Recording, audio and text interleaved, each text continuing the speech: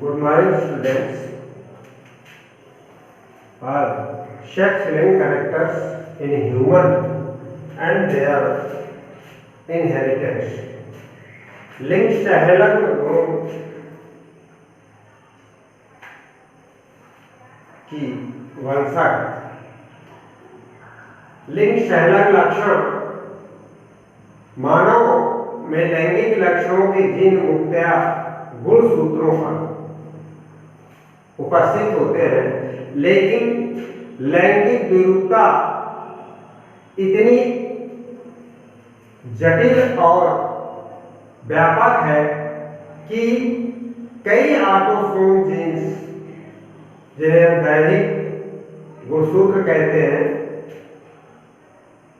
विभेदीकरण, लैंगिक विभेदीकरण को प्रभावित करते हैं। इसी कारण लिंग गुणसूत्रों में लैंगिक लक्षणों के अतिरिक्त कुछ अन्य गैर लैंगिक व दैहिक लक्षणों के जीन उपस्थित होते हैं, जिनकी वंशागति या इन लक्षणों को लिंग सहलग्न लक्षण कहते हैं। इनकी वंशागत को लिंग सहलग्न वंशागति कहा जाता है।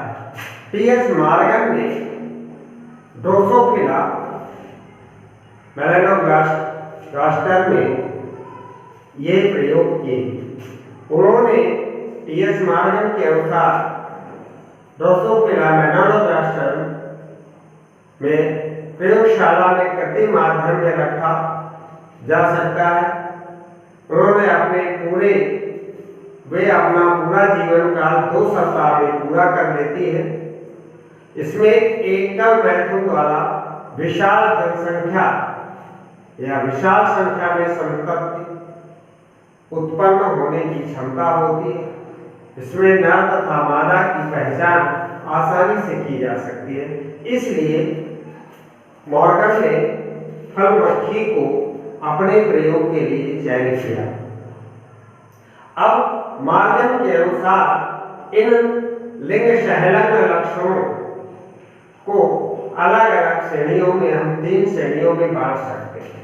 3 श्रेणियों में लिंग सहलग्न लक्षणों को के प्रकार एक्स सहलग्न, वाई सहलग्न लक्षण और एक्स वाई सहलग्न। एक्स सहलग्न लक्षण, इनके लक्षणों के जीन जो है एक्स गुणसूत्र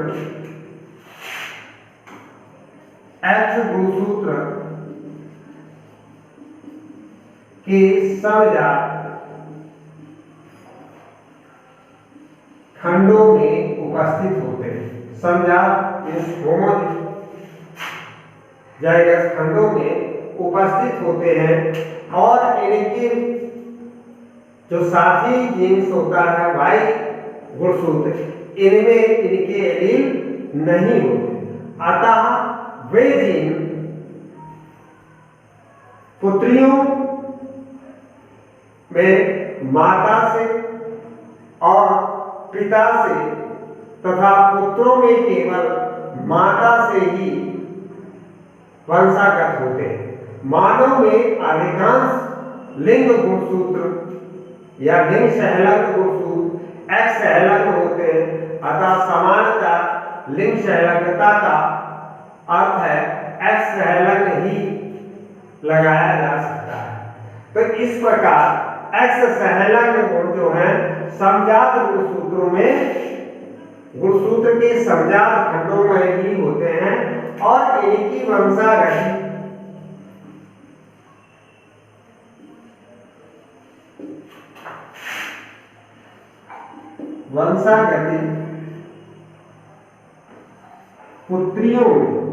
पुत्री में माता का पिता से, किंतु पुत्रों में केवल माता द्वारा होती है। इस प्रकार एक्स सहलग्न की वंशागति होती है, क्योंकि इसके जो एलील है वाई गुणसूत्र में अनुपस्थित होते हैं। ठीक, अब आ जाता है दूसरा वाई सहलग्न लक्षण। वाई सहलग्न लक्षण में ये भी क्या है, इन लक्षणों के जीन वाई गुणसूत्र के समजात खंडों में उपस्थित होते हैं तथा साथ ही एक्स गुणसूत्र पर इनके एलील अनुपस्थित होते हैं। क्या होता है, उसके ठीक उल्टा एक्स गुणसूत्र पर इनके एलील उपस्थित नहीं होते। और इससे स्पष्ट है कि ऐसे लक्षण केवल पुरुषों में होते हैं और इनकी जीन्स जो है पीढ़ी दर पीढ़ी पिता से पुत्रों में ही जा सकते हैं।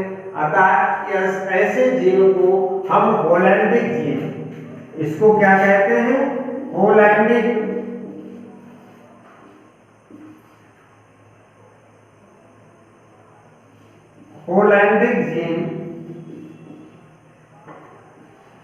जीन कहते हैं। और इस प्रकार की वंशागत को होलैंडिक वंशागत भी कहते हैं। पुरुषों में कणपल्लव पर लंबे लंबे बाल या कणपल्लव लंबे होना तथा कुछ में मोटे होना की उपस्थिति, इस प्रकार से हाइपरट्राइकोसिस भी इसके उदाहरण हैं। तो इस प्रकार वाई सहलग्न लक्षणों की वंशागति को होलैंडिक वंशागति कहते हैं, क्योंकि इसमें ये जीन्स होलैंडिक होते हैं। अब आ जाता है एक्स सहलग्न लक्षण। एक्स सहलग्न लक्षण, इनके जीन एक्स तथा वाई दोनों प्रकार के गुणसूत्रों में पाए जाते हैं और इनके एलील भी इसी रूप में पाया है। स्पष्ट है कि इनकी वंशागत जो होती है पुरुषों एवं स्त्रियों में समान रूप से ऑटोसोमल लक्षण की भांति होती है। इन जैसे नेफ्राइटिस, इसको हम अधूरे लिंग सहलग्न भी कहते हैं। इसे पूर्ण बाणांधता या नेफ्राइटिस जैसे रोग इसके लिए उदाहरण है। अब आ जाता है लिंग सहलग्न लक्षणों की वंशागत।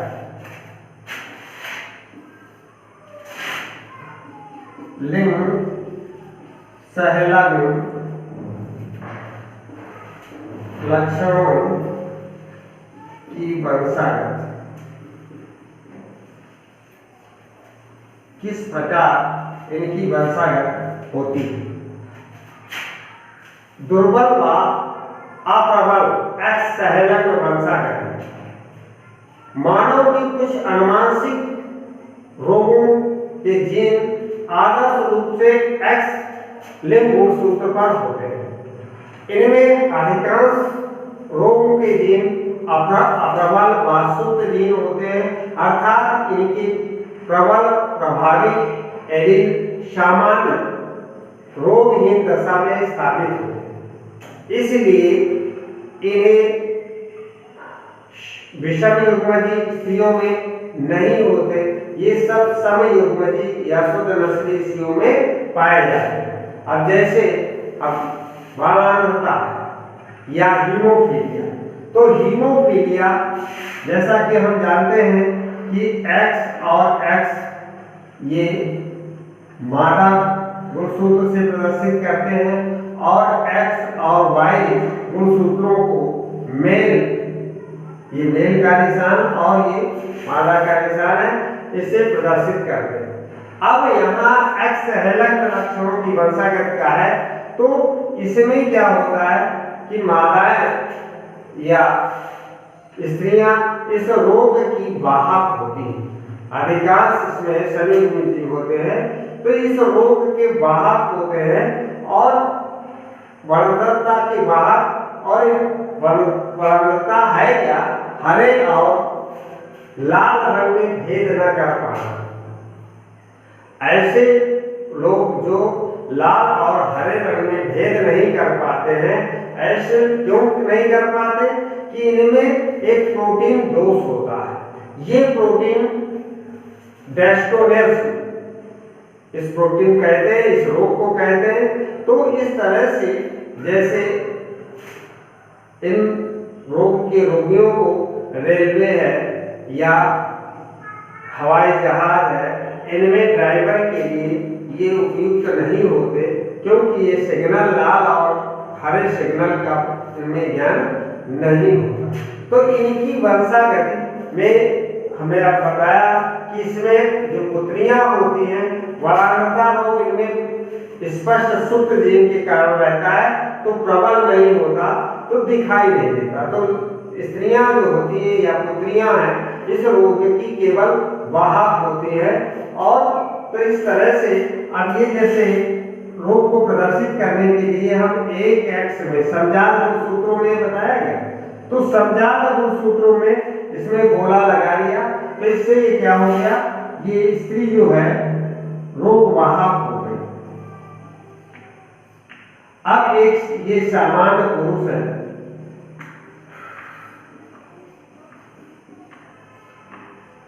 अब इससे उत्पन्न जो संतानें होंगी, तो देखिए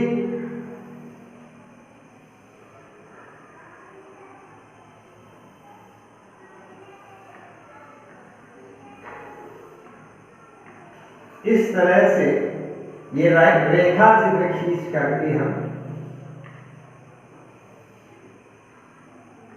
बना सकते हैं, जिसमें x और x एंड y, x और x और y, क्योंकि इसकी संलग्नता किसमें है, x गुणसूत्र पर है। तो ये पुत्रियां कैसी हुई, ये पुत्री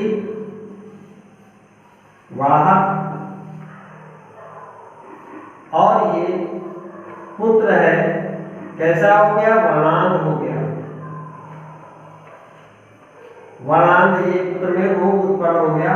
और ये सामान्य पुत्री और सामान्य पुत्र। तो इस प्रकार से हम रेखा चित्र खींच करके इसकी वंशागति को हम स्पष्ट कर सकते हैं। अब क्या है कि इसमें 50% सामान्य, 50%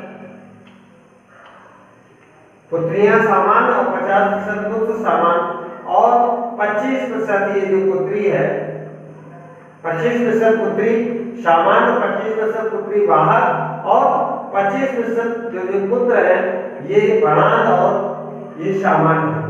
अब इसी को हम एक वर्णांध पुरुष और वाहक स्त्री से अगर हम इसको कर दें, इसकी वंशागति का दिखाएं, तो इस प्रकार देखिए इसकी वंशागत हो जाएगी।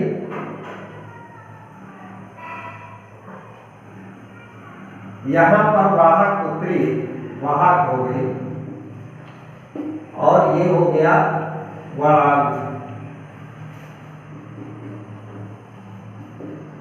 पुरुष। अब इनकी वंशागत दिखाने के लिए देखिए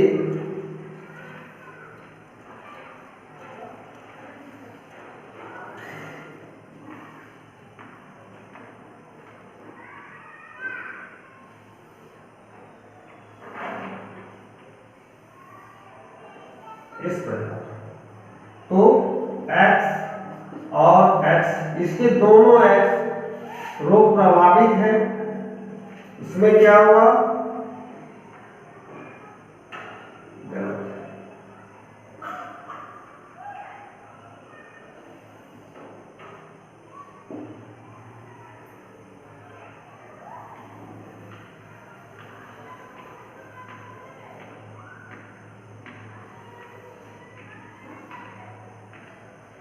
x और y और एक y और एक x, ये सामान्य हो गया, और x और x, तो ये x सामान्य नहीं बाहर, ये बाहर पुत्री, एक पुत्री बाहर होगी, एक पुत्र सामान्य होगा, पुत्र सामान्य, ये वाण पुत्री हो जाए, पुत्री, और एक वाण पुत्र हो जाए। तो इस तरह से वंशागत को, एक सहलंग वंशागत के या वर्णांधता की वंशागत को इन रेखा चित्रों के आधार पर समझाया जा सकता है। इसी प्रकार हीमोफीलिया की वंशागत, हीमोफीलिया की वंशागत से इसी तरह से होती है। ये दोनों ही एक सहलंग या समजात वंशागत होते हैं। और इतना ही।